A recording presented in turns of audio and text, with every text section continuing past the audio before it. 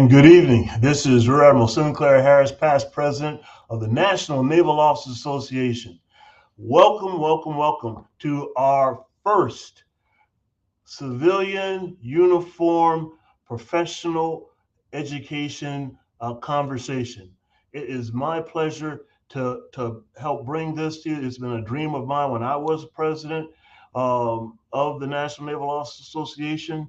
And really quickly, let me just tell you, Jesse McCurdy, Ken Miller, Stephanie Easter, Janice Haith, Vic Gavin, Trip Barber, Joe Decker, Ariane Whittemore, and the list goes on and on and on. These people who are government civilians were critical to my success as a naval officer in my 6 tours in Washington. They brought the corporate knowledge, they brought the different perspective that's needed, and they brought incredible talent that helped me mature as a leader. I think that is my main reason why this is such an important professional seminar. And I so thank Ms. Karen Davis for being our lead, our civilian liaison, and helping to push this forward. Let me turn it over quickly now to our current president, Rear Admiral Cedric Pringle.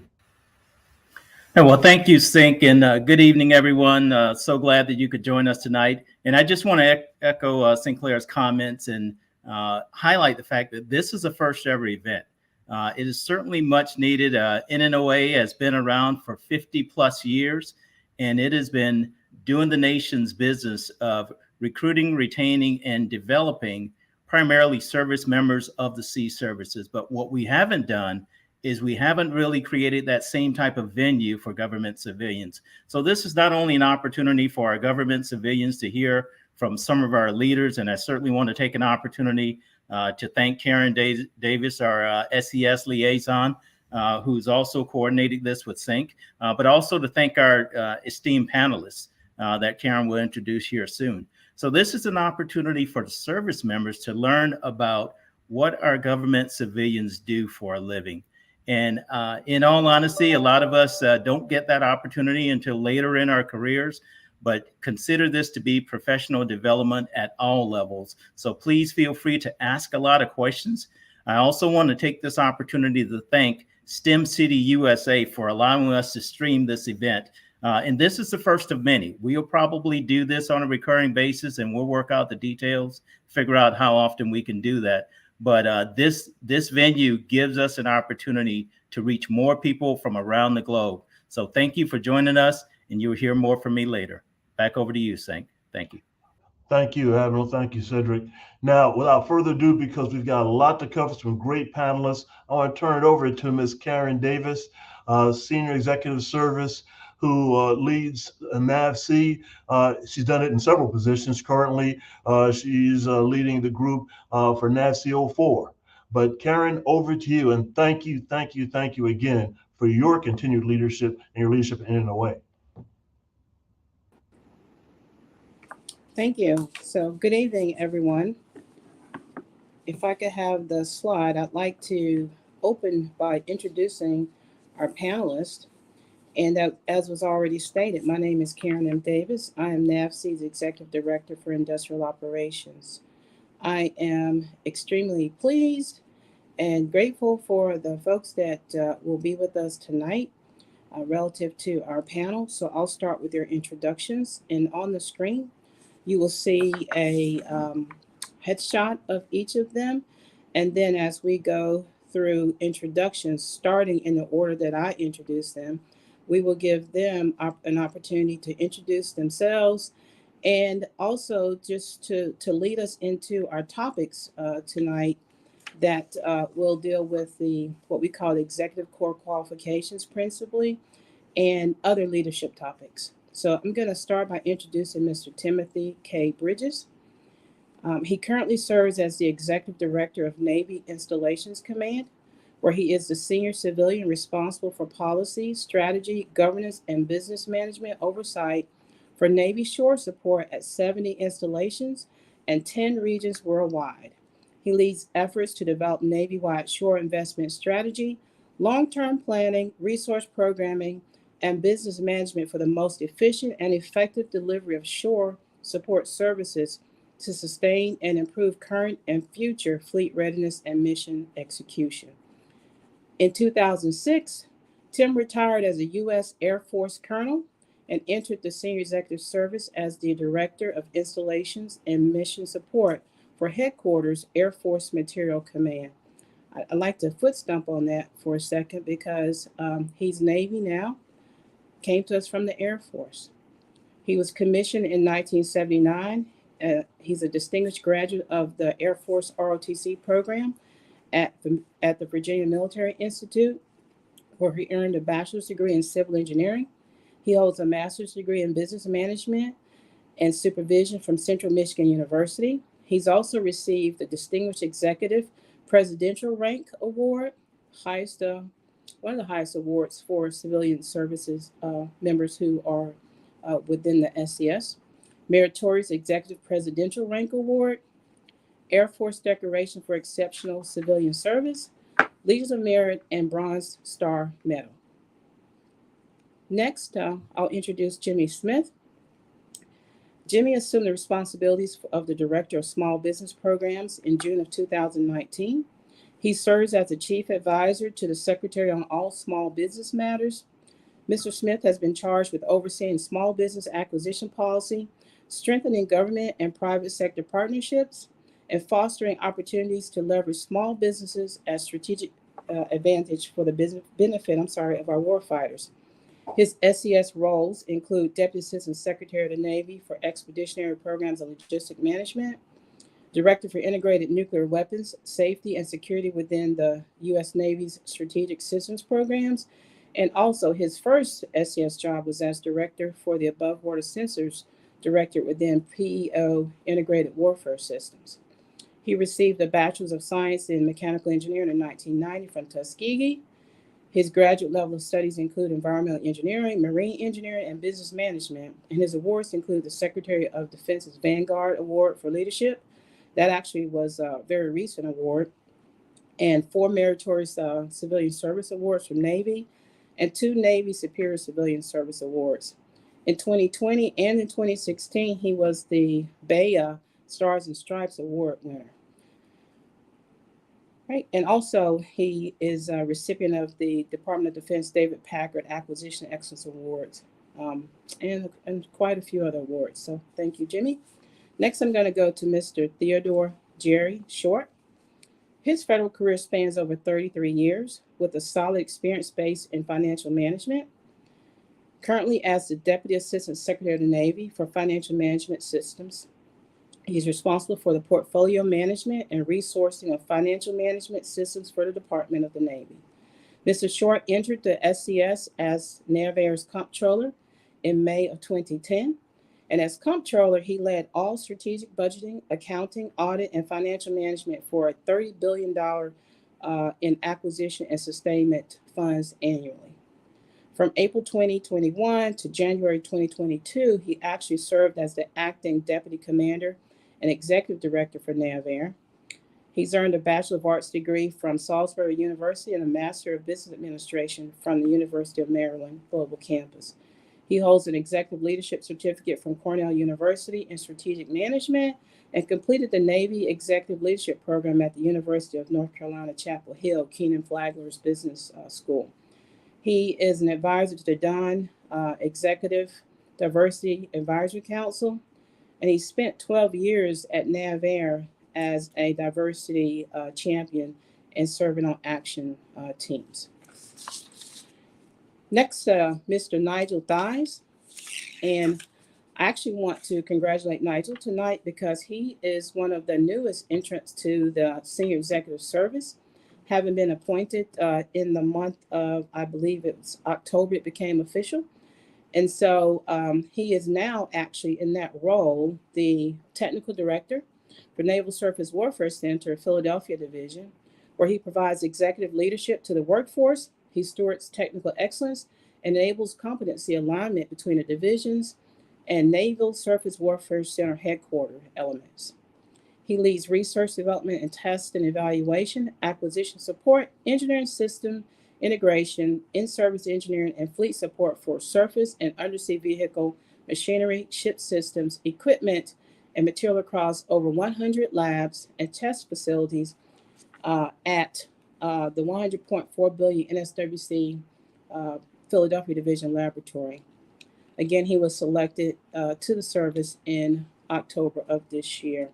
Prior to this position, he served as in several critical leadership positions in both technical and business competencies to include Director, Comptroller Department at NSWC Philadelphia Division.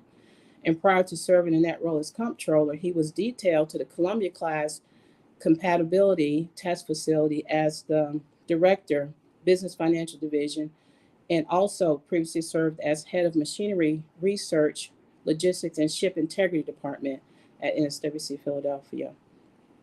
He holds a Master's of Science in Program Management from the Naval Postgraduate School, and his Bachelor's in Engineering is specifically in Marine Engineering from the State University of New York Maritime College. He's earned the NAVSEA's Command Transformation Award and the NSWC Program Manager of the Year Award. Next is Miss Letitia Latney, who actually is in the room with me. And Ms. Latney currently serves as the Director of the Inactive Ships Program Office, which is NAVSEA 21I. Her responsibilities include planning, programming, budgeting, and execution for the Navy's inactivation programs for disposal of conventionally powered surface ships, ensuring adherence to policy and guidance for managing and executing all aspects of inactivation, maintenance, disposition of designated inactive vessels, and directing and overseeing 4 inactive ship facility operations across the country. And that's leading a group of 200 plus Navy employees.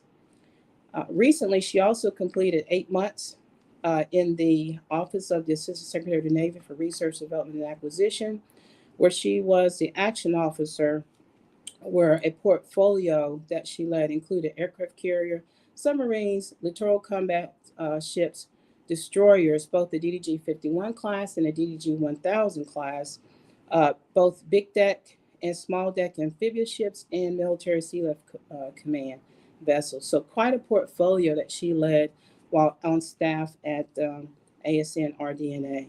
She has a bachelor's degree in engineering management and has 30 plus years of experience. She's also a member of the acquisition professional community, certified in life cycle logistics and program management, as well as a graduate of the Darden School of Business. And our last panelist, Miss Vanessa McNair, is an assistant program manager for in-service aircraft carriers. Immediately prior to this position, she was the NAVSEA DDG 51 class and CG 47 class in-service APM for modernization, where she planned and managed surface ship acquisition milestones, budgets, and schedules. She began her Navy career at Naval Surface Warfare Center Dahlgren Division as a cyber scientist. There, she developed and maintained cyber software for combat systems, and she also serves as the technical lead for test and evaluation of the compatibility of cyber software and deployed combat systems.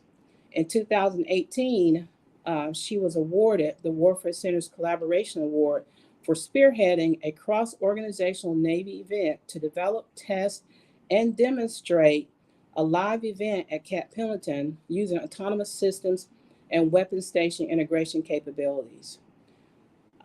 She is a graduate of Norfolk State University with a BS in computer science, and she is in progress with her master's degree in cybersecurity. She's a candidate there and will be completing actually this month. So, ladies and gentlemen, thank you for allowing me to give you just a glimpse of just the fantastic backgrounds of the people that make up this panel tonight. And it's just a glimpse of what I think will be quite a treat as we get into the information that they will share with you. So with that, I will turn over to Mr. Bridges, followed by Mr. Smith, if we have him online, followed by Mr. Short, Mr. Thies, Ms. Latney, and Ms. McNair in that order. Thank you very much. Okay. You guys hear me okay? Can you hear me? Yes. Okay. Good. Hey. Thank you, Ms. Davis, for the introduction and also for the invite to participate in this panel. Admiral Harris, Admiral Pringle, thank you all for what you've done and for carrying on the mission of this organization and what it does to help develop our young leaders. I really just wanted to spend a few minutes talking to you a little bit about what drove me or a little bit of my journey to SES or to the civilian workforce. But I also want to thank you for your interest in helping us to improve the relationships between our total force, if you will. So let me briefly talk about that. And I think you'll hear me tie back to some of the key topics we have in here, which are the executive core qualifications, which I think are what we look for in our senior leaders and what drove me to do what I'm doing now. So really, it was a continuance of my efforts while I was at Air Force Materiel Command as the command civil engineer. I had a lot of things that I felt I was committed to trying to bring to completion. And as I was winding up my military career, I thought I'd probably be a good choice to try to lead the organization that I was already involved with. So I really had a commitment to try to bring completion to some things and also help to lead and provide an organization that was undergoing some significant change with some continuity. And so again, I had a sense of commitment and dedication to the organization. I also simply felt I had a lot more to give and could serve better than moving on or moving directly to the private sector.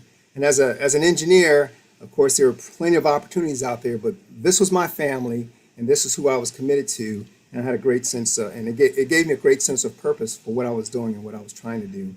So that was getting me in the door, if you will, as a senior executive. But then as an executive, I moved through jobs that were really in the mission support arena. They were similar, but different in many ways, but they were always a little broader. And you'll hear that theme, I think, when you listen to us about broadening and taking on opportunities to stretch yourself. And I carried that message to those who I ultimately became responsible for, because developing civilians, developing our workforce is also a responsibility of our senior executives.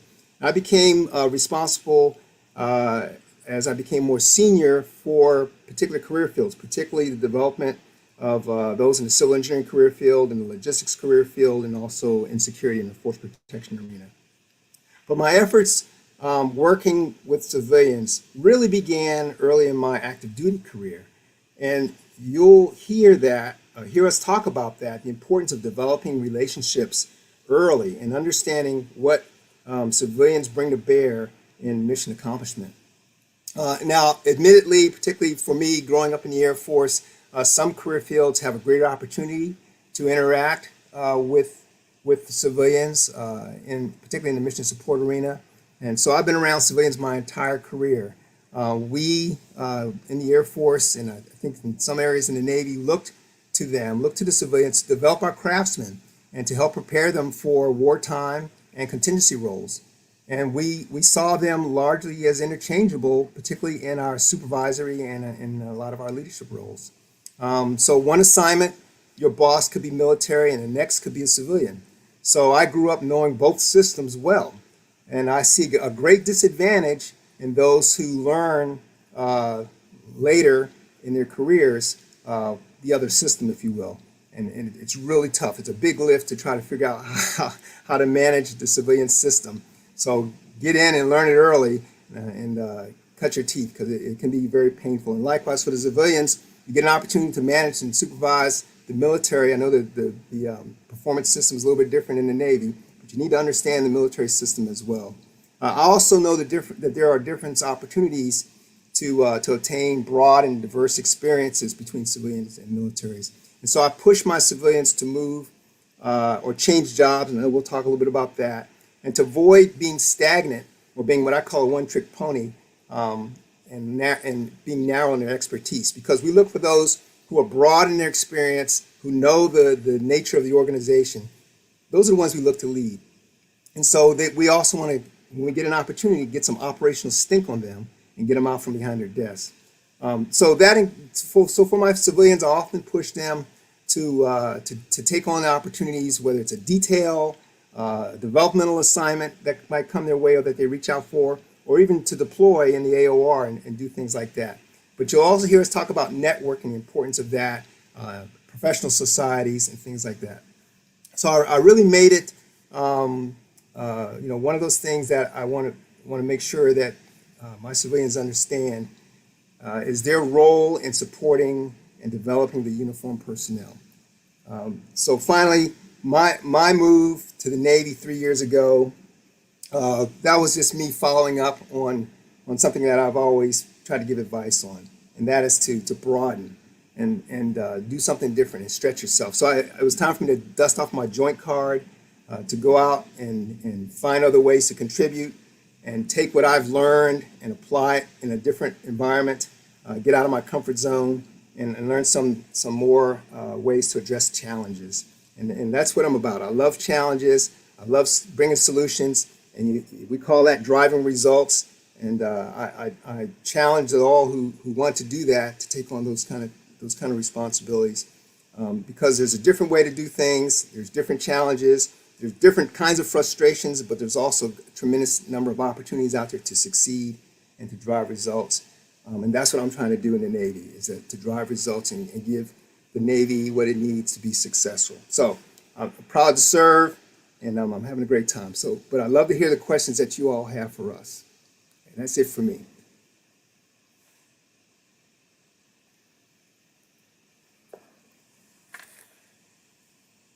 Thank you, Tim. I'd also like to just thank Ms. Davis and Admirals Sinclair and Harris for the opportunity and the invite today. I'm humbled to be alongside leaders across a diverse spectrum of careers here, and I'm excited to engage with you all about career development. As someone who was recently selected to the SES, I have a fresh take, some might say trauma, on writing ECQs. But what I really wanted to kind of focus on is the need to kind of embrace the ECQs and work to measure yourself against ECQs even well before you might be thinking about moving into the senior executive service. For me, it was about 6 years ago that I learned about them, and I began to apply them to my own performance to drive my success. When you take a look at them, some of them may seem intuitive or even obvious, but I found that when I mapped my performance against the ECQs, I often fell short. And what I had to learn was a balance, right? If I over focused on, say, leading people, I may have compromised the results that my organization was generating, or maybe I was really working hard to build coalitions, and I didn't drive the full scope of change that was required because I was focused on trying to make everyone happy when trying to bridge all the stakeholders. And it really wasn't until I wrote things down that I began to learn what I was strong in and what needed work. Eventually, I shifted to a mindset to think in ECQs, not consciously every day, but strategically, to just be conscious of them in planning my strategies and my overall execution of work. Explicitly grading myself against them helped me shift from demonstrating maybe 2 to 3 per year to hitting 4 to 5. I certainly have to hit all 5 now, but in this kind of work up to getting myself and growing myself as a leader, you have to start somewhere, right? And we can't expect perfection, really at any time, let alone out the gate. And for those of you that may already be looking at or thinking about this process, these ECQs that I measured myself against, that wasn't, what I wrote down, when I wrote my accomplishments down and I mapped them against the ECQs, that wasn't a submission quality write-up. It just helped broaden that perspective as a supervisory GS-15 and helped me to be more strategic and to think like an executive. In or out of uniform, if you lead others, I highly recommend studying the ECQs and then applying them to your performance. Take your end of year accomplishments. Everybody has some type of review system, a fit rep, the defense civilian measurement system, or demo if you're in the alternate pay system. You have to write up what you did that year in order to be evaluated by your superior. And taking a look at that, mapping that in, it really just helps you understand where you need to develop and broaden your experience. And so then, as Mr. Bridges said earlier, a broad experience is very, very important. For me personally, I came out of school, marine engineering. People were like, "What's a Bachelor of Engineering degree?" They never even heard that before, right? They were like, "It's a Bachelor of Science in Engineering." I'm like, "No, it's a Bachelor of Engineering degree." So came out with a specific design focus. I actually designed, engine rooms for a private company, non-DoD. I decided to get into the Defense Department, work on engineering, project management. And then I started to shift over to the program side, working PEO programs and POMing, in support of NAV-CO5. Then I worked fleet issues as a program manager. And then I finally decided I wanted to go into management. Even after, becoming a GS-14 program manager, it was important to me. And I realized that all along I had this tug to lead more formally. And, then progressing through as a first level, second level, third level supervisor. It just, spanning those differences between a technical, a programmatic person, a management and leadership type of role, and then, finally starting to think about, hey, these ECQs, and mapping them in and saying, where do I fall short? What am I lacking? One of the ones that was, vivid to me was business acumen. And so that's when I went over to the compatibility test facility and worked Columbia class, but did that in a financial. So used my program management, but the financial aspects of program management, helping them set a budget, submit, quality estimates with a basis of estimate behind it, ensuring that over the fit up, we had the proper inflation indices, all that type of stuff baked in. That really helped me, hone that business acumen skill. And then that opened up an opportunity where, even I said, why would you pick an engineer to be, the comptroller, right? But at that third level supervisory, at that department head level, it was really more leadership skills, understanding process, being conversant in financial tasks, and then being able to define, measure, analyze, implement, and control to improve that organization. And then one of the other things I'll mention too, before I turn it over, is looking at leadership development programs. I was never really thinking senior executive service. As a GS-15, I was happy with what I was doing and how I was impacting the Navy. And then I decided to compete for the Bridging the Gap Leadership Development Program. When I got there, and I looked at the cohort of 50 people across the 50 GS-15s across the Navy, that's when I knew I could compete. And that's no slight to any of the members of my cohort, but it just made me realize, because my career on the civilian side had been at a field activity, not at headquarters, although I had some rotations. And so at a field activity, you have a very narrow view of, what the Navy does. And when I saw like, hey, I've got all these high performers and I'm right there with all of them, that's when I realized. So those leadership development programs are very good at, that networking, that cross-pollination, being able to maybe measure yourself up against, people that you wouldn't have encountered otherwise. And then, obviously it also provided the education and to back up the skills in executive development. So, the only other thing I would say with broadening experience is that there's a theme that has worked for me. And, Tim talked about, excellence and driving for results. What I derive the most pleasure from is leading change. So that's like my go-to ECQ. If I can build an organization, change a culture, I thrive off of that. And one of the things that I found is, focusing on solving hard problems that are important to your organization is something that will kind of get you noticed and give you the wide aperture to affect change. And certainly some of my experiences at even a lower level gave my executive the confidence to say, hey, please go into an area that is not your technical background at all, and make some change. And obviously, as you might think, comptroller really rounded out that business acumen ECQ for an engineer and program manager like me. So just in summary, ECQ is very important. Grade yourself against them early. I even say grade yourself against them if you have no aspirations of becoming an SES. I actually require my direct reports to write their annual accomplishments up in an ECQ format, because it just helps you think different, and it helps to make sure that you're a complete leader, even if you don't have a formal management or leadership role. So with that, I guess I'll pass it over to Letitia. Thanks all.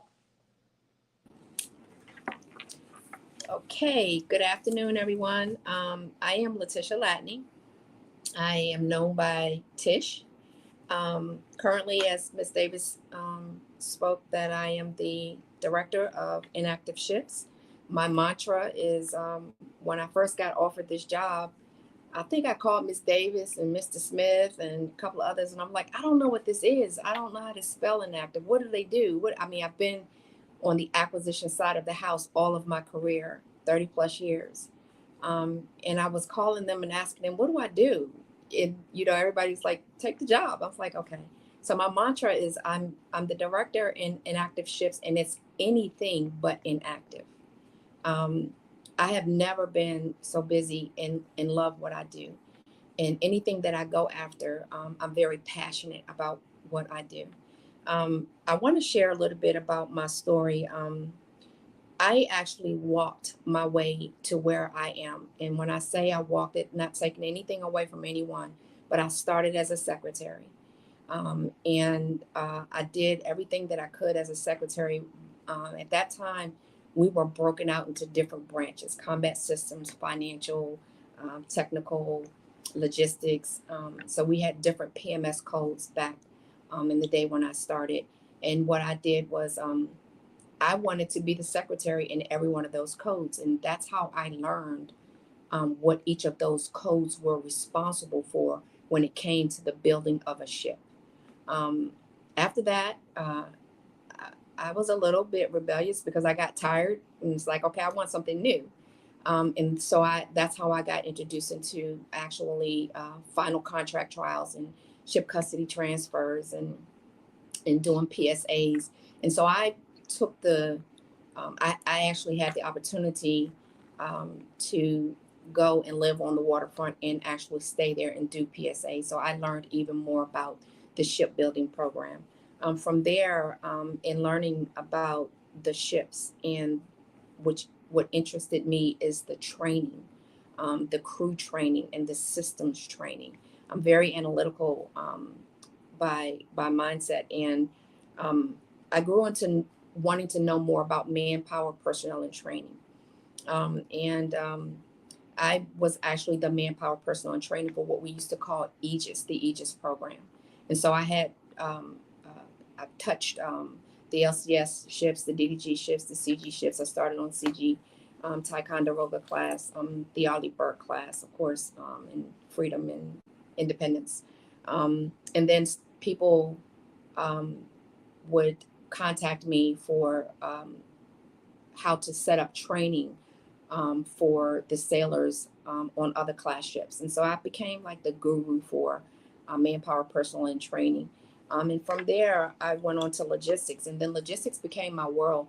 And the reason why logistics was so important to me, and I stayed there the longest, is because logistics actually allows you to touch every tentacle of the aspect of building the ship. So in the technical range, engineering, logistics, contracts, finances. I was able to engage in every one of those tentacles to help make decisions. And then I was very adamant about fighting for logisticians because, unfortunately, I love logistics, but logistics was always the last thought when it came to designing a ship.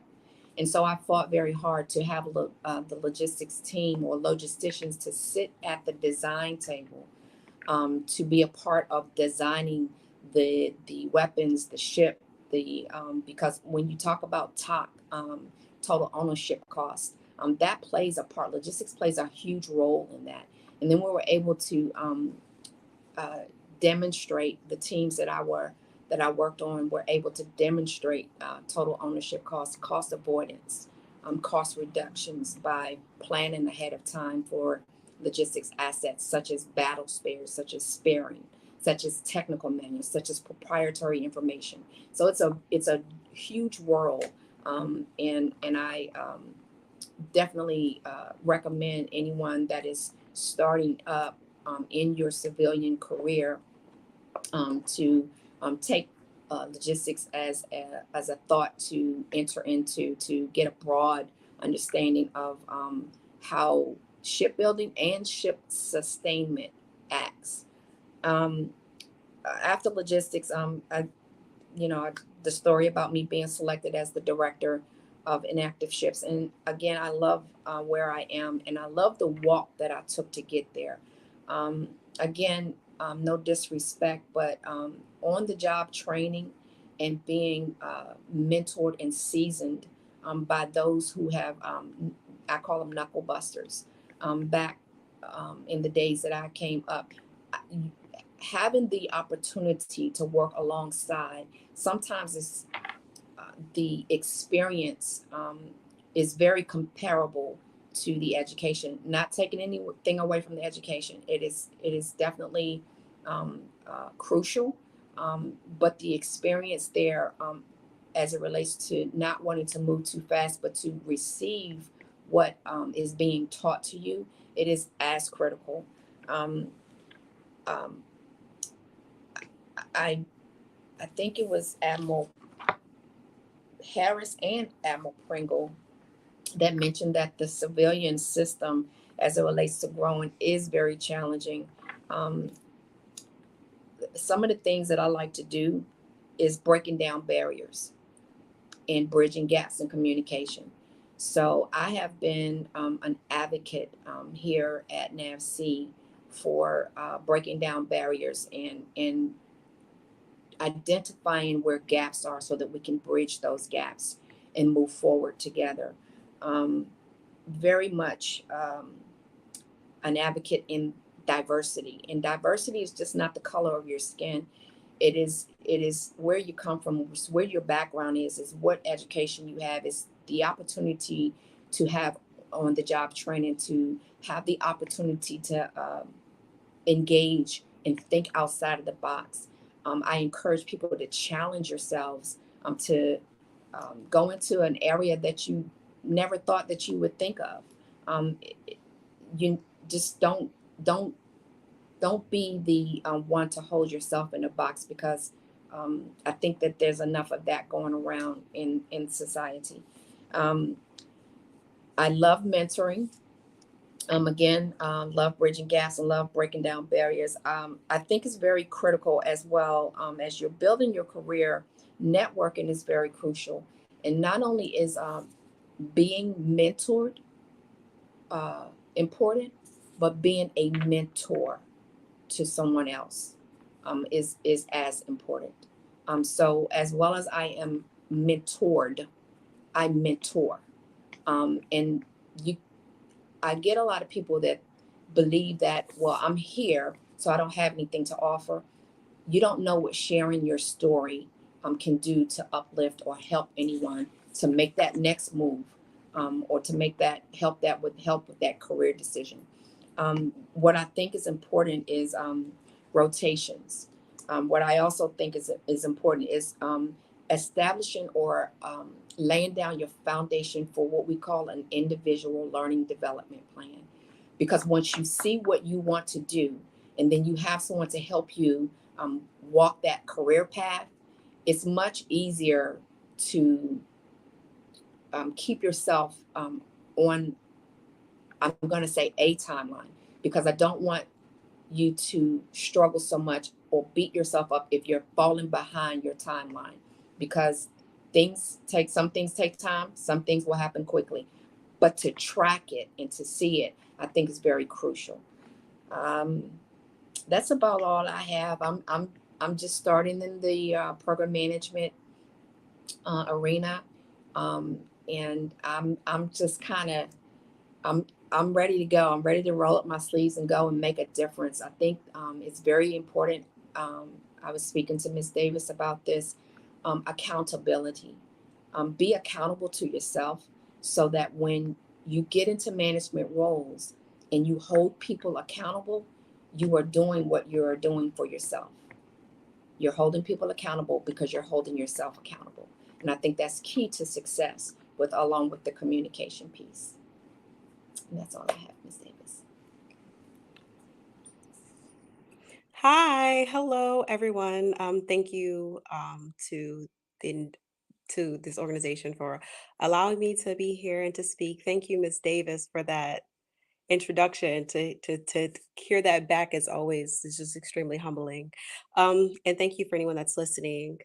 I would like to speak to, I guess, my journey. I am, of course, from a HBCU, Norfolk State University, and I was recruited into the civilian side of the Navy from that HBCU, from a person that was also from an HBCU that was doing that great work. And when they spoke to me, what really drew me in was that they believed that they were doing meaningful work, and which they believed that if I were to do this, I would do work that mattered. That was something that was exciting to me, because when it's all said and done and you have everything it is you want in life, I wanted to do something that I could look at myself and be proud of, and I can share it with people with that level of pride that was expressed to me when I first decided that, yeah, I'm going to go for it. My journey in my career, just to give a little background on personality, I'm very ambitious, and I have a thirst for knowledge. So that really paid its dues when it came to the Navy, because in the Navy, it's doing a lot of amazing work. And the more questions you ask, you'll learn that you can never be in a job and really get bored. So if you're finding yourself kind of stagnant, ask more questions. And me asking questions landed me in places where I could really execute. Execution has been critical, because it's all about when you deal with life with all of the biases and the things that just are in life that are just going to happen, work speaks for itself. And I found that to be true through the course of my career, that when I did the work, no one saw me just one or two specific ways. They're like, "Oh, I see this product."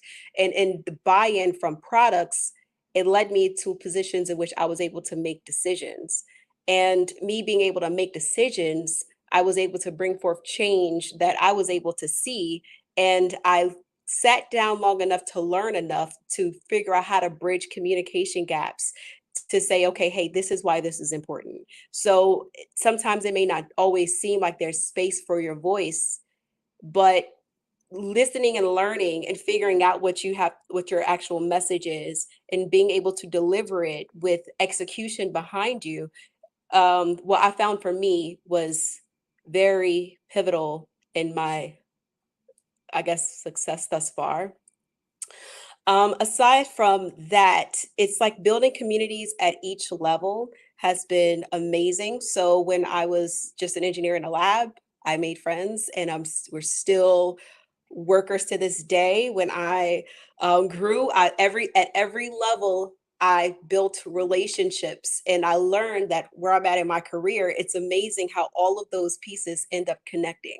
So treating people well is extremely important, as well as being able to bridge relationships with people that you may not, be friends with outside of it, but being able to know that you have a common goal, and being able to get to that goal together, it just makes for a stronger portfolio for you, and a better opportunity for you to be able to compete for positions, as well as to show, hey, I have a breadth of knowledge across many different areas of the Navy, which is good. which is good. You know, I think I've moved around as soon as I felt, well, not just felt like I've have a lot of mentors. My mentors have been incredibly amazing. And at each level, I was always given a kind of a blueprint of these are the things that you need to learn. And sometimes I wasn't always interested, but not holding myself back because I wasn't interested and taking on opportunities. Like I was a contract officer representative. I'm an engineer. So when I was said, when I heard it, it just seemed like something I wouldn't have thought about. But it was critical for me to understand contracts, and it's critical for me to understand budgets, and it's critical for me to understand programmatic milestones. So although I'm an engineer, all of those other pieces found themselves to be very, very important, because the more we grow into our careers, I'm not as senior as anyone in this conversation, but the more I grow in my career, the more I find that doing things that made me uncomfortable paid in my favor. So as I continue to have those opportunities, I'm more mature and more open-minded to, okay, fine, I may not want to do this, but sure, I'll go ahead and give this a shot. And when I do everything, I do it fully and completely. So there's not going to be a time at which I'm doing something mediocre or, you know, just giving my best, contrary to if someone's going to applaud it or see it or not. And as this relates to like our ECQs, I'm not an SES, but in my mind, I like to dream of what that would look like. So being clear on, okay, if I was SES, I would want to be able to say I did A, B, C, D, E. So just having that vision board of, okay, I want to be able to accomplish these things, and being able to look at it and be honest with yourself, I don't know how to get there, and seeking those mentors and say, hey, I think this is what I want to do. And then them being able to kind of pave that way. So I'm talking a lot, but having a vision and having help with that vision and being open to things may not go the way you always wanted to go. So just being open was important. And also just knowing that you have a voice and you have a space, and it doesn't matter how much experience a person has, there is always room for new ideas and there's always room for innovation. Use your voice. You matter. Over.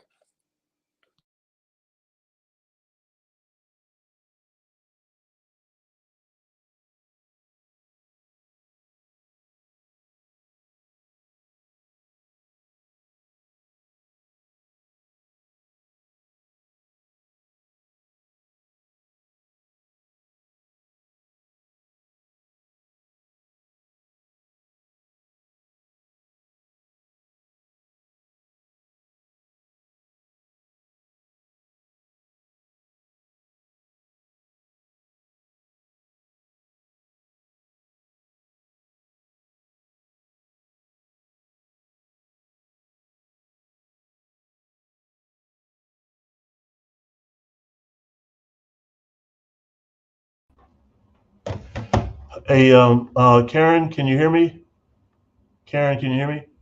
Because there's something, you're muted. We can see you talking, but we can't hear you. Karen, we can see you talking, but we can't hear you. There's something muting you still. I'm not sure what it is. Okay. I'm going to break in while we try to get Karen's audio working again, and pose the first question. It's Karen. As soon as you're ready, let me know. Um, so we've got a question. Do you use a professional service to write your ECQs, or did you write them on your own? Nigel, can you answer that question, sir?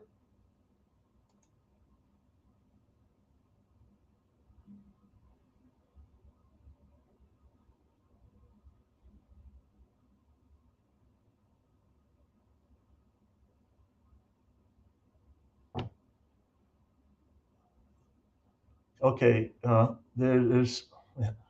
I saw it. You're typing, Nigel. You can't hear me. I don't know if anybody else can hear me. Anyway, okay, Kwan can hear me. Uh, Nigel, I don't know what to tell you, because I could see that you're trying to jump in. Okay, Tim can hear me. So Tim, can you go ahead and try to answer it, the question I just posed? Sure. So no, I did not use a professional service. Actually, I took quite a bit of time to write mine. I had some examples to work with, and I think that's one of the things that people don't really do is take the time to really focus on development of their ECQs. There's some typical rules out there for writing your ECQs, and if nothing else, get another SES to review them who've been through this to help evaluate what you wrote. But no, I did not use a professional service. I did my own, but I had others review and get input from that. So that's the short answer. And we can talk about the pitfalls and the do's and don'ts on ECQ writing if we want to get to that as well.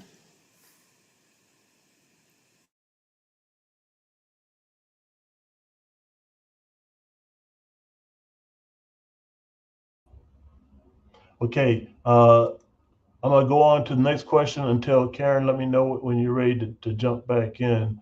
Um, how do you make this conversation relevant for medical personnel that may be interested in SCS positions?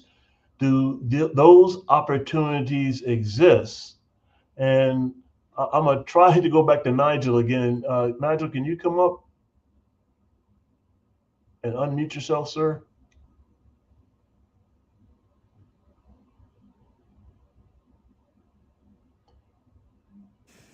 I saw him, then he went away. I know. Okay. Karen,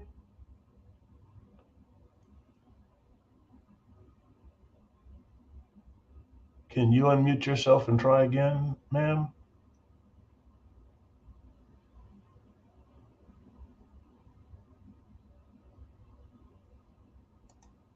'Cause I can't unmute you.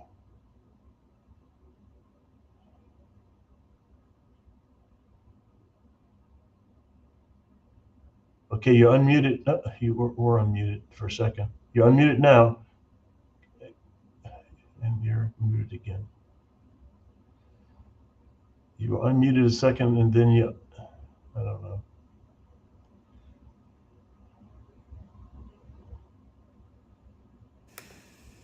Hey, Admiral, how about we just press through the questions and whoever can come up will So the question was from the medical professional has a question about having this type of conversation about how to become an SCS.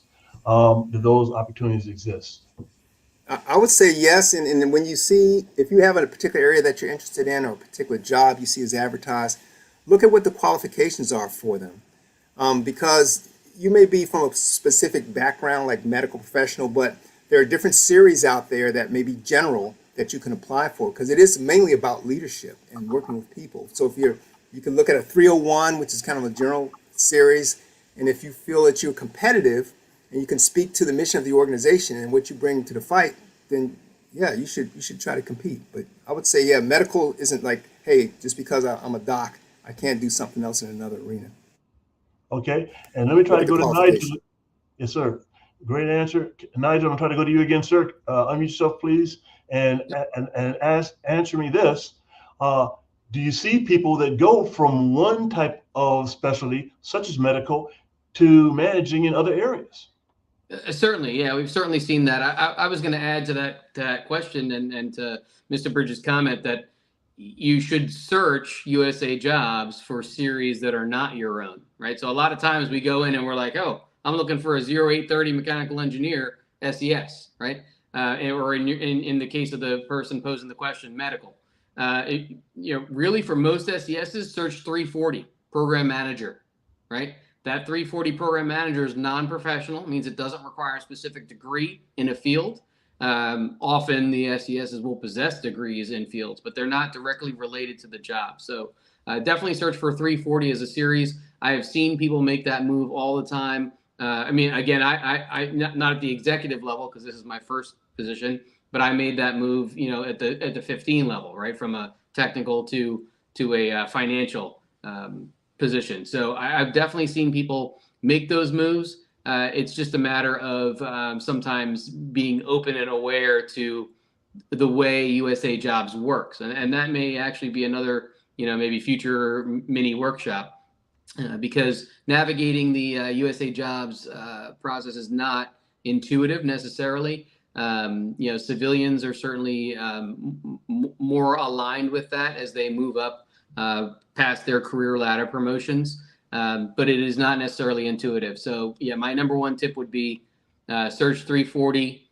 301. I just did a quick, I was looking, I got my laptop here, and I just did a quick look, and even if it were not the Navy, which of course we want you all to be in the Navy, I saw a lot, the VA, a lot of different SES positions. You can search by keyword as well. Search for health, search for medical. There are certainly ways to do that.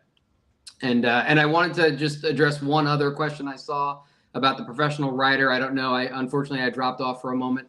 I kind of did a little bit of both. I say work to your strengths, right? So I wrote everything up myself because I kind of feel that I'm a pretty good writer. But I did have SESs. I think I came in, I heard Mr. Bridges talking about having other SESs take a look at the ECQs. And then the biggest tip that I got was dumbing it down. We all speak in, DODEs, right? Or DONEs. And the secret tip there is that when you are selected by the panel, not formally selected yet, you go over to the QRB, it's OPM panel of executives that review only your ECQs, and they are not from your, say, service organization. So for me, applying for a Department of Navy SES, that executive review panel, I didn't have to interview with them or anything. They are from the Department of the Interior or the IRS, right? They're not going to know what carrier something is. They're not going to know what, whatever crazy acronym we dream up in the Navy. So you have to be able to articulate your accomplishments. One of the things that I got along the way, I think it was in that leadership program, was a grandmother in Kansas should be able to understand the scope of your executive qualifications. So I had wrote some myself. I definitely had multiple SESs review it, but then kind of coming back, the agency is invested in you if they've selected you. And so one of the other things is, my selecting executive was also my, kind of reviewer before it got sent to that QRB, qualifications review board. Sorry, I'm speaking in acronyms. A grandmother in Kansas wouldn't understand me. So that qualifications review board. And so they were the kind of the last, chance for me to write it and clean it up and make sure that it hit all of the sub competencies, because that's another thing. If you're looking at ECQs, you have to make sure you look at the sub competencies and the fundamental competencies. And it worked out. I didn't have a rewrite, so super happy about that. Big sweat and load off my back. So it's definitely achievable without a professional writer, but you certainly have to have a reviewer because even though it changed post-selection, post like pre-selection to the QRB submission, it was night and I may not have gotten an interview if the package didn't look good enough to say by the actual Navy panel. So I just wanted to address that because I saw that in the comments. So Great. I'd like to offer an item here, and I think this is relevant to the entire panel, and that is the technical qualification process. So irrespective of the ECQs, you never get an opportunity for your ECQs to be reviewed if you're not technically proficient in what the job calls for. So I think if we could maybe get a comment or two relative to the question that was in chat about the medical field, you have to be technically competent in whatever the particular job within that medical field or any field calls for. There's always TQs or tech quals. So any comments from the panel relative to the importance of technical qualification?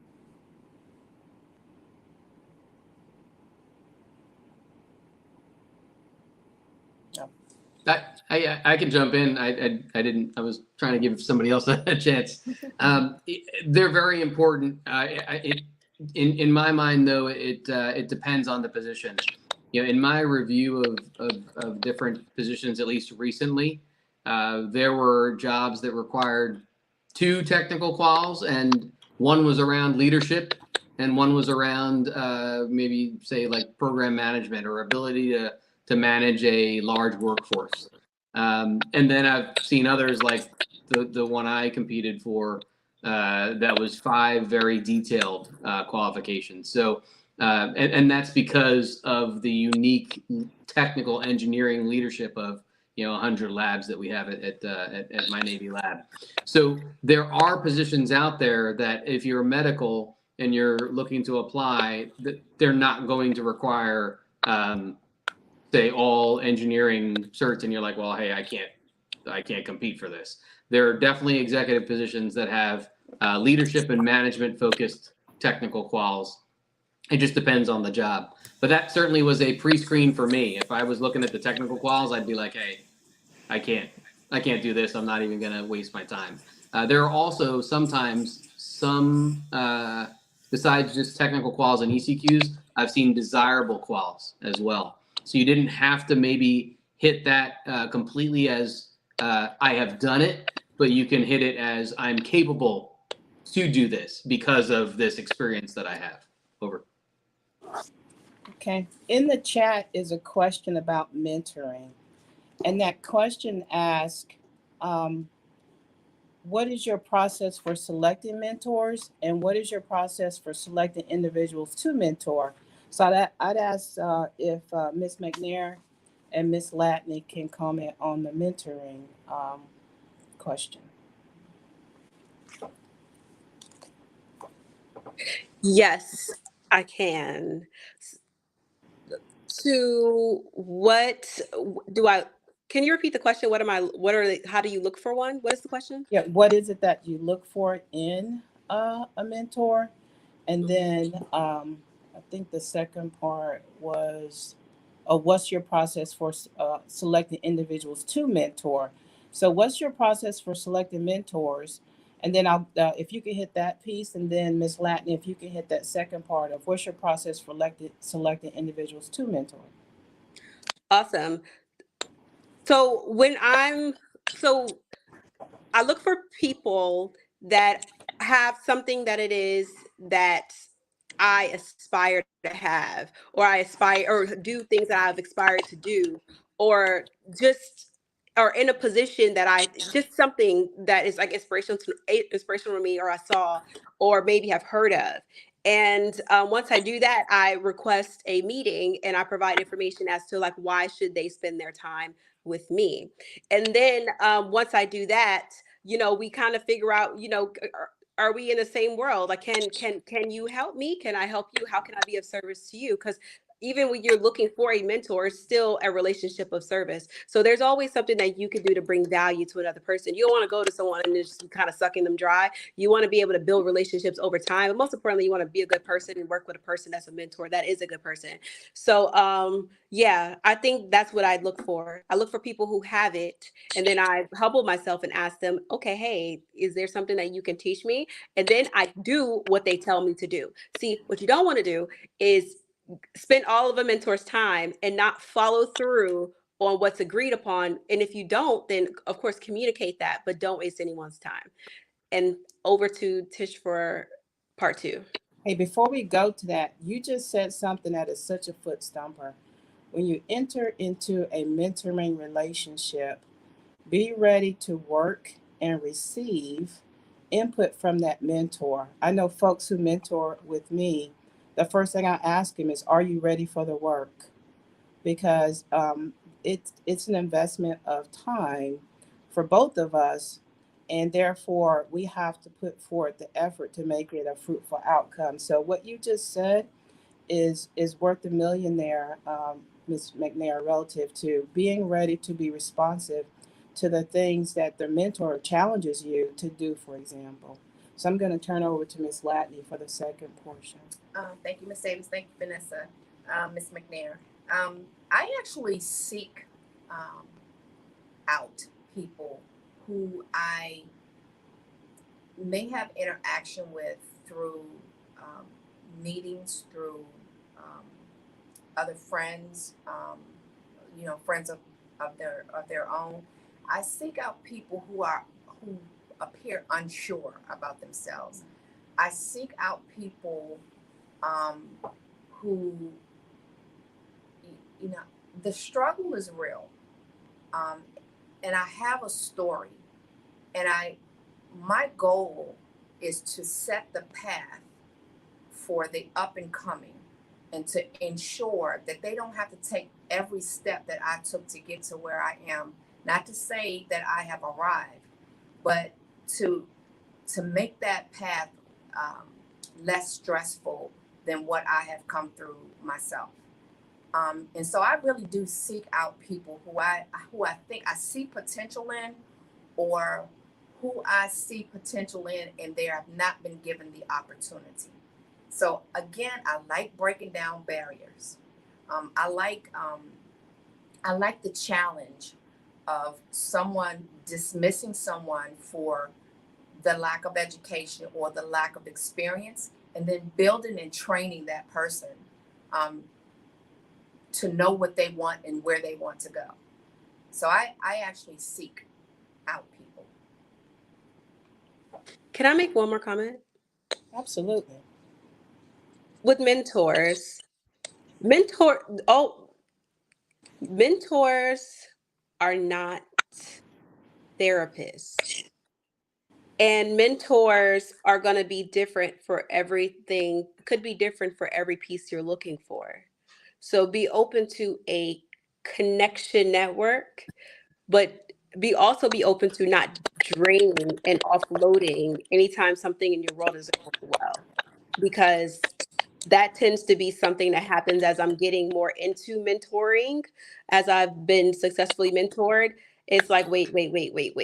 There's resources for everything, but just kind of be mindful of, people are human too, and they have their own things too. So just be specific and be open to what that looks like. Over. Okay. I saw a question in the comments that talked about what are the panel's thoughts on SCS candidate development programs.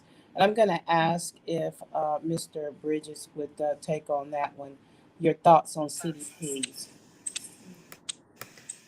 Yeah, I think those are, again, great opportunities to help develop your marketability, if you will, and help you to identify where some of your weak spots are, shortfalls are. And I know we often when we look at our 5, areas of competencies, as Nigel said, we look to see where am I short and what do I need to work on.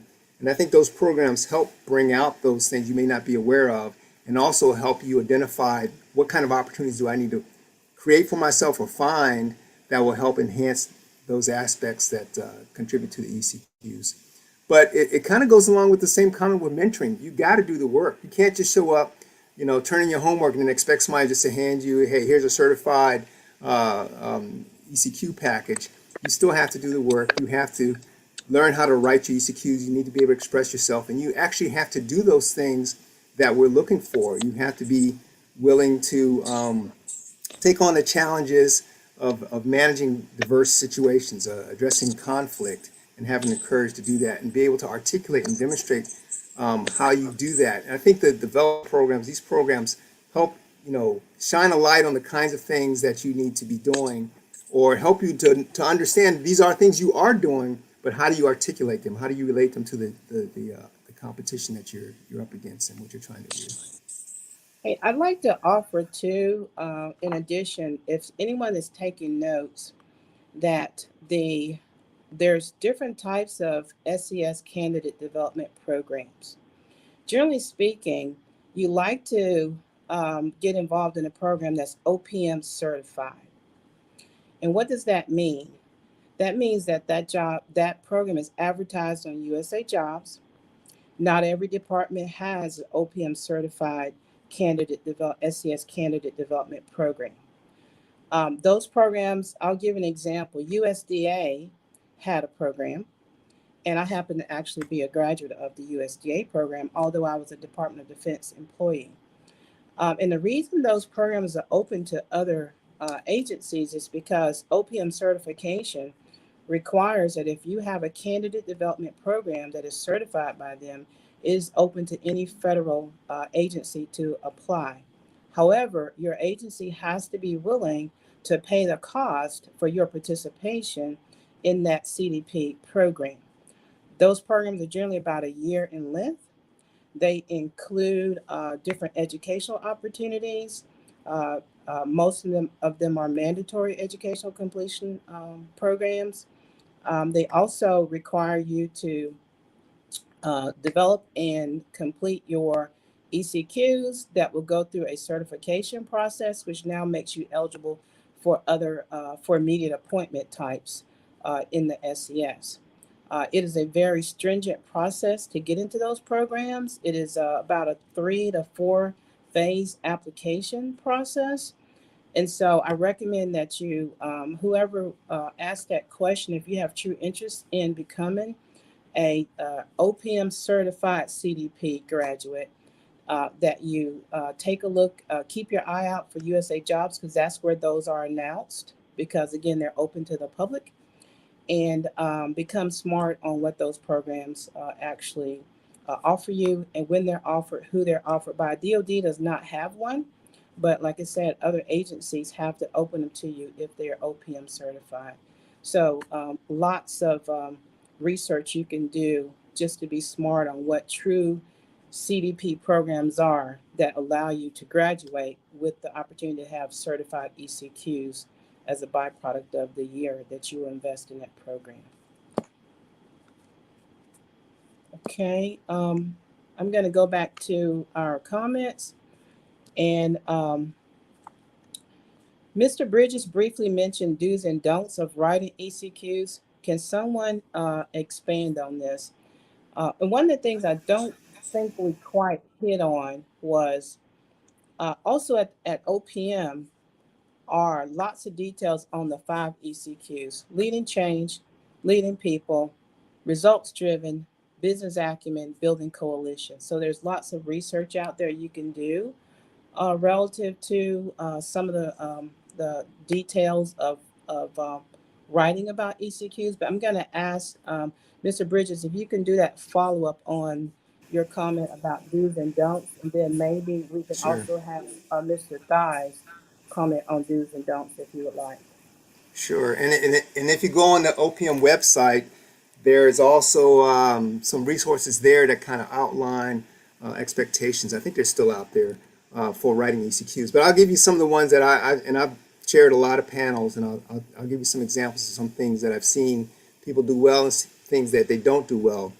First of all, when we talk about technical qualifications, before we get to ECQs, you do need to read those and make sure you answer specifically to what those technical qualifications are, so that someone can evaluate you or score you against how well you meet those qualifications. So that's that. For the ECQs, typically you want to provide information that is current and relevant and specific to the job you're applying for. You can have, you want to have, there are 5 of them, and you typically want to have 2 examples for each ECQ, but the examples need to be current. Anything more than 10 years old is not considered current. And you want to give 2 examples per each ECQ. You don't want any spelling errors. You want to speak to a generic audience. You need to spell out your acronyms. And so those are just, some things that are spelled out. And then when you do speak to each one of the ECQ elements, there are competencies within each element. Business acumen, for example, it talks about human resource, IT, and financial. 3 things, real easy. Speak to them, or at least 2 of them. If you don't, because that's how I score records. Same thing with leading people, team building, conflict resolution, developing others. And those are things that we look for in senior executives, but oftentimes I see people not speak to those. And probably one that is ignored the most, I don't say ignored, but I think people shy away from, is conflict resolution. Because that is one of the things I see in my managers and supervisors every day is a lack of courage, and my wife calls it carrying out the trash. But how do you deal with those individuals who aren't performing? Or what example do you have to show that you got in there and helped resolve a situation for your team and brought cohesiveness to the team? So look at all the I call them sub-competencies, but the competencies below each of the ECQs, and write to as many of those that you really can speak to. Currency and 2 examples and relevant to the job that you're applying for.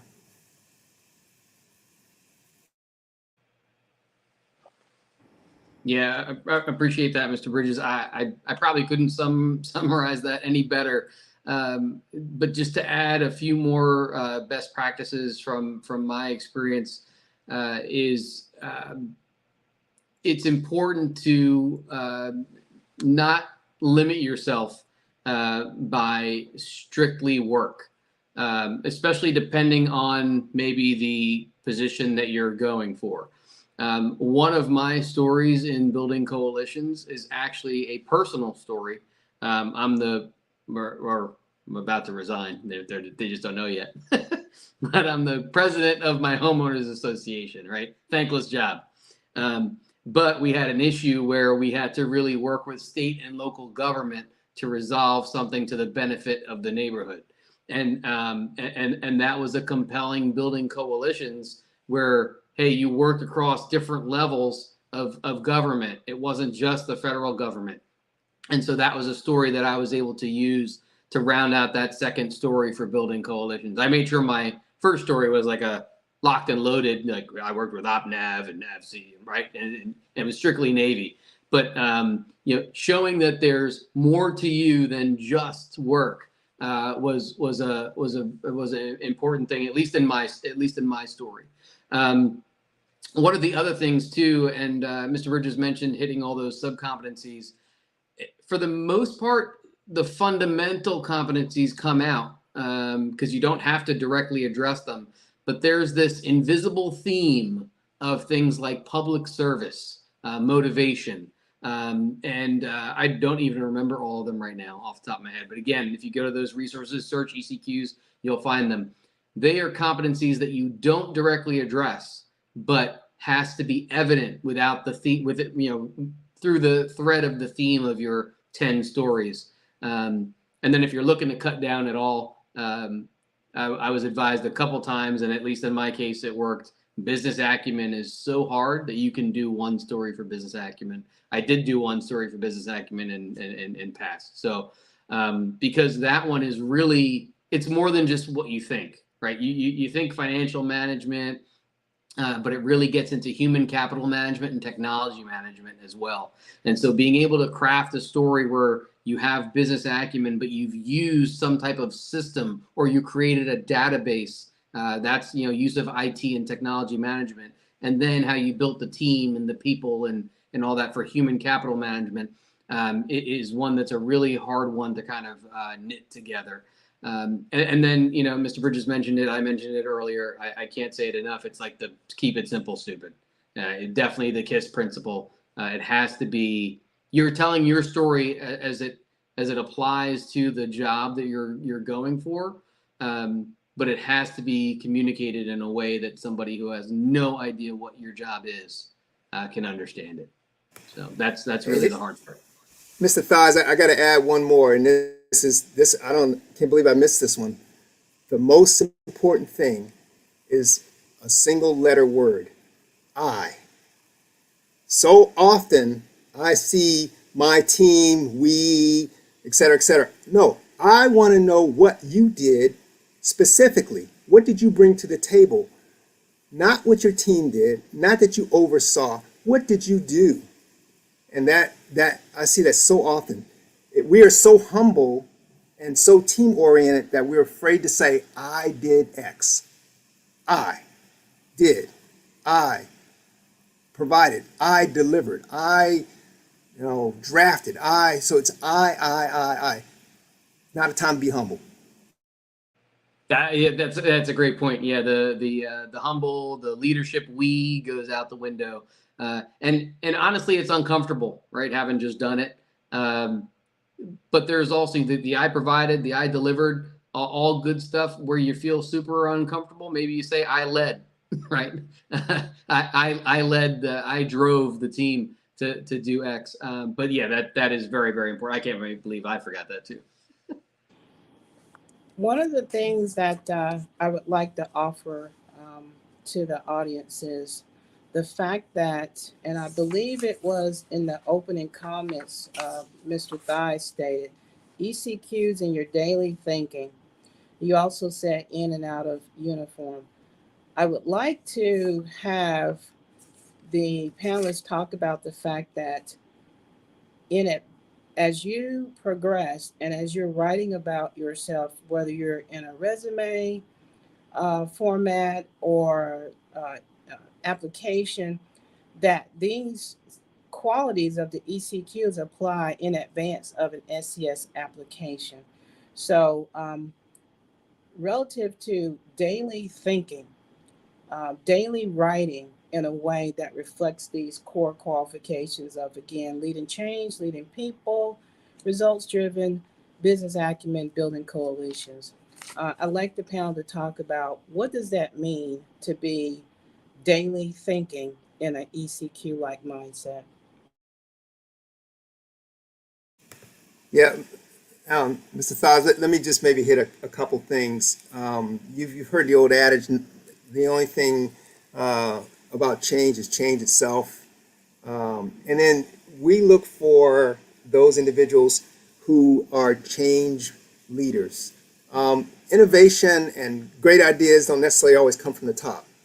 Some of the best ideas come from the bottom because those are the individuals who are closer to the challenges. Those are the individuals who are having to turn the wrenches or do the math or whatever to solve problems. So change, leading change doesn't mean you have to be in charge of leading change.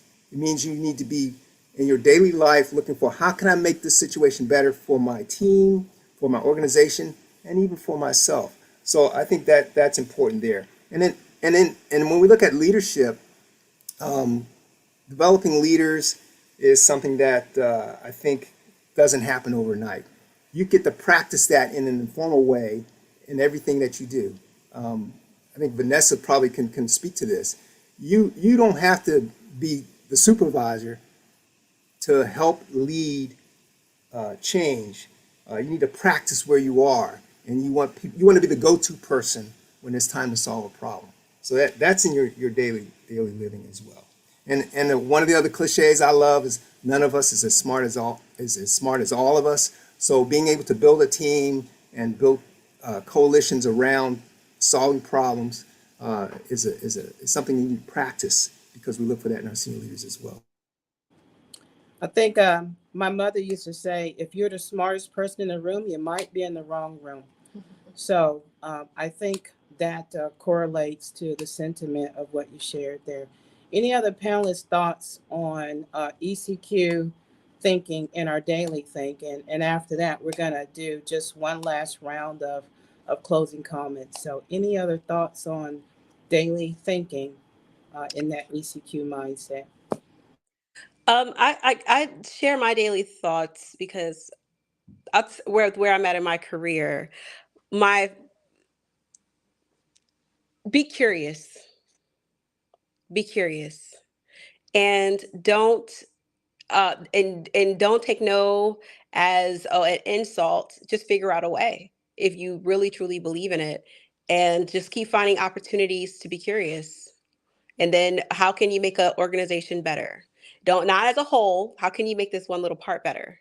And that one little part can end up being that your full annual write up because something small grows into something big almost always when it works. Um, yes, so I would say just be curious and be ready to execute. Over. All right. No, I was just actually, I think Mr. Baez, I like practice what you preach, lead by demonstration. Um, just when you make it about the team, then that's just the biggest thing. Everything comes back to you if you make it about the team. And I just think it's just practice what you preach and lead by demonstration. If that's what your expectation is, then you have to demonstrate that. That's how I lead. That's my ECQs that I lead by change. Lead people. All right. We're going to just do a quick round robin of final closing comments. And since we have the mic open here, I'll turn over to you, Ms. Latney, for your final comments. My final comments, again, challenge yourself. Create that individual learning development plan. Seek someone to mentor you. And step outside of the box. I just challenge yourself. Don't pigeonhole yourself into questioning your abilities. If you challenge yourself, you'll never know where you can go. That's how I got, I was able to have some of the opportunities that I have been fortunate to have. I never thought I would be where I am. And again, not that I have arrived, but I never thought that I could do some of the things that I have learned because I took the challenge. I took the opportunity and I took the challenge. Ms. McNair? I'd say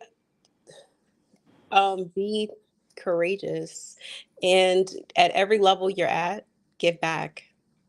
And when you give back, I feel like sometimes it reveals some of your strengths in you that you didn't know you had. And ask as many questions as you possibly can and execute. Mr. Thies?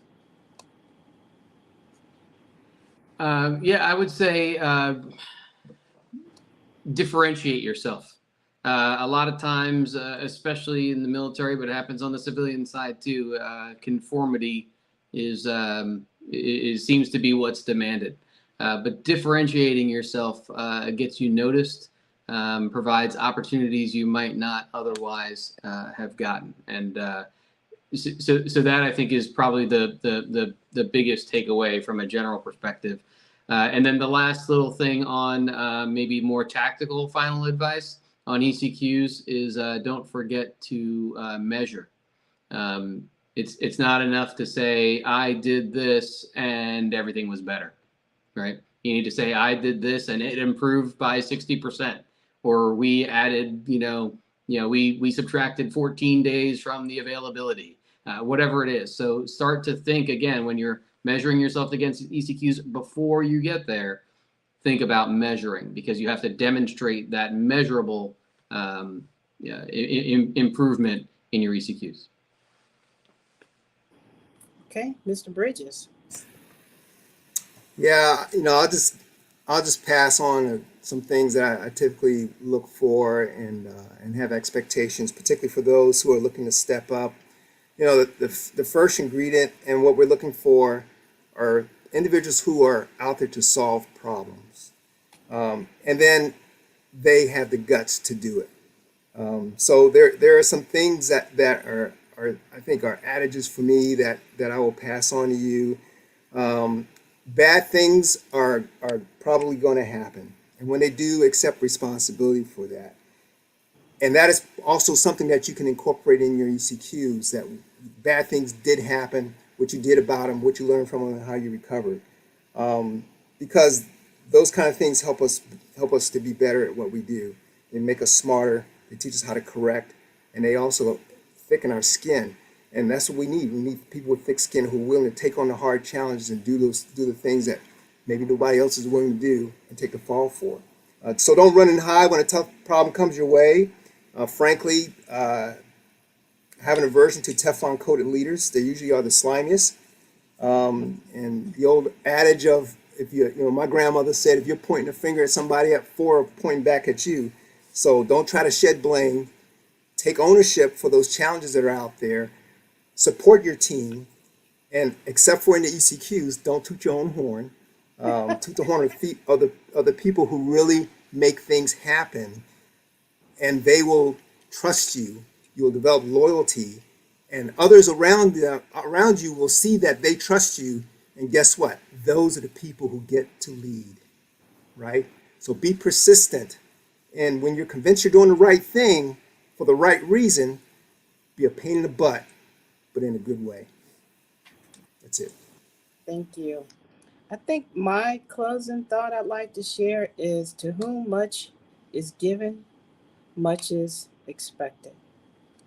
And as you rise through the ranks of wherever your career takes you, and as you take that proverbial seat at the table, frankly, I don't think you have to be at the table, but as you're in the room where decisions are made, I go back to everything that was said before. Um, the the characteristics of who you are as a person will reveal themselves. How you stand up to power, how you call out respectfully uh, when we start to tread into areas that we should not tread into, when the things enter the room and enter the conversation that do not belong there. So, in closing, again, I want to, first of all, I want to explain we also had a technical difficulty where Mr. Short lost signal and could not get back on. And Mr. Smith did text me that he had something unexpected to occur. So our two panelists that we lost, just tell them what a treat they missed, and they owe us on the next occasion when we have this opportunity to come together. So with that being said, again, my name is Karen Davis. I am NAVC's liaison into NNOA.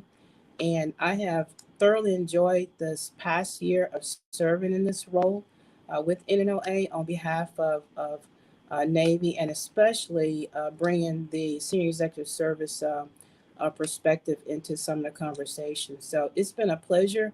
I truly thank Admiral Harris for the recommendation that we do this, and Admiral Pringle for the fact that he was willing to host this forum tonight so that we can share, again, some perspective with you as we continue on our journey of both civilian and military uniform members in our dedication to the best, absolutely the best Navy in the world and the best Department of Defense in the world. So, again, thank you all for allowing us to come into this space and share our thoughts with you. Thank you to the panel. And I'll turn over to Admiral Pringle, who I think I see is in the show space currently. Over. Well, thank you very much, Karen, for hosting this event, and to you and to Admiral Sinclair Harris. Certainly appreciate you all having the vision for this much needed and value added event. I can speak for the 100+ folks that were dialed in, and I'm positive that everyone learned something, because I know that I did. And it really just warmed my heart just to hear words like relationship building, words like hard work, words like education. And those are the things that got you all to where you are as panelists. But they're also the things that are going to get many members that were in the audience wondering how do they get from where they are to where they would like to be. There are absolutely no shortcuts, and you all are a testament to that. So thank you very much for that. I also want to take this opportunity to thank our IT specialists and magician, Quan Hurst. Quan, thank you very much for working through the multitude of AV challenges that we experienced. We certainly could not have done this without you. And then lastly, I want to take this opportunity just to offer up membership to the National Naval Officers Association. We're in the process of growing NNOA so that we can help our own. Each one reach one, each one teach one. And we're actually doing that. So if you get that opportunity, just go on to nnoa.org and log on. The membership pays for itself once you become a member. I've been a lifetime member for most of my 34-year career, and nothing has really encouraged me more than being the president of the organization at this time. So please take a look at it. Please get the word out as we look forward to doing this again in the future. My vision is possibly quarterly, but I think with the feedback that we get there may be a higher demand, because I know that there are a lot of folks out there that are seeking opportunities to learn from you all and to be mentored by you, both civilians as well as military. So thank you once again, and God bless you. Have a good night.